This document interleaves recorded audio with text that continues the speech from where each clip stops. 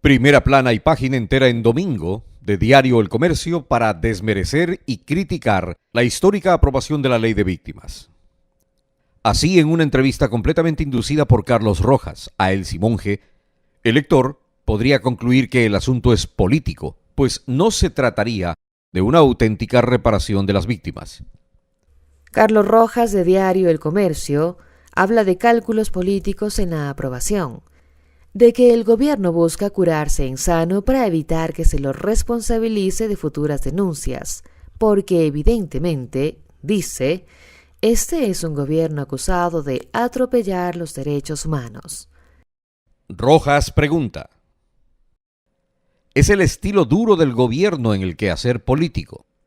Esa es una característica brutal. Está impulsando la violencia. Con agresividad no se construye una sociedad armónica. Es otra manera de atentar contra los derechos humanos. Desde luego, preocupa el control por el miedo.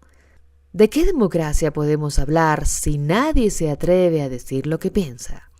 La investigación bajo tortura busca humillar y aniquilar psicológicamente, pero los agravios también destruyen.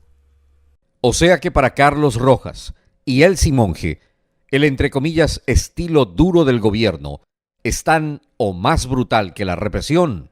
Muerte, tortura, desapariciones y sus delitos conexos que ocurrieron en el gobierno de León Febres Cordero. Lo arman de tal forma para hacer creer a la gente que la revolución ciudadana es peor que el régimen social cristiano de Febres Cordero. Pero sería bueno que se diga: ¿cuántos torturados hay en este gobierno? ¿En cuántos juicios se ha violado el debido proceso? ¿Cuántos presos políticos hay? ¿Cuántos centros clandestinos existen? ¿Cuántos desaparecidos por política represiva hay? Pero, ¿qué hay detrás de todo esto? ¿Por qué tanto ataque y deslegitimación de grupos supuestamente defensores de derechos humanos? Aquí está la respuesta.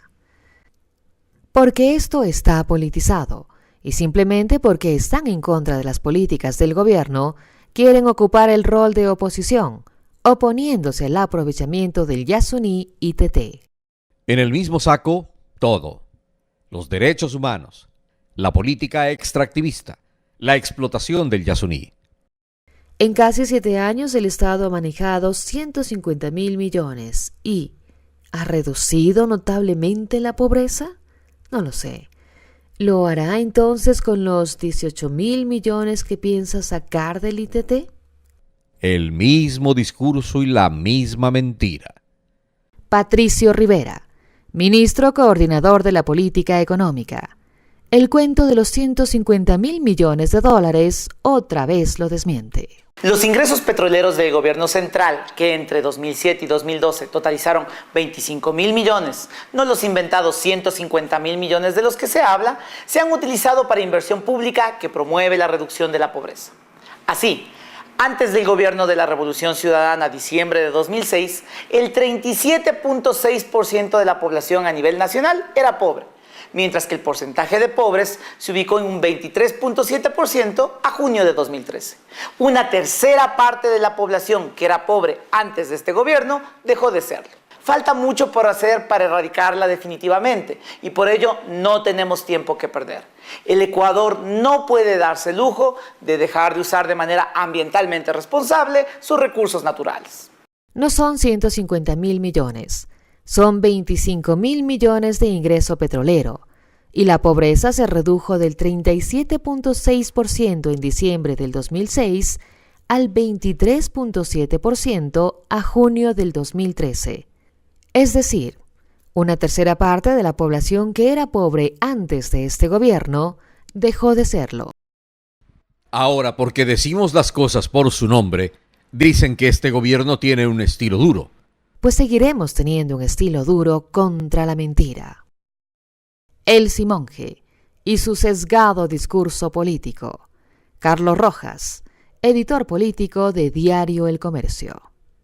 Cuánta mentira y cuánta mala fe.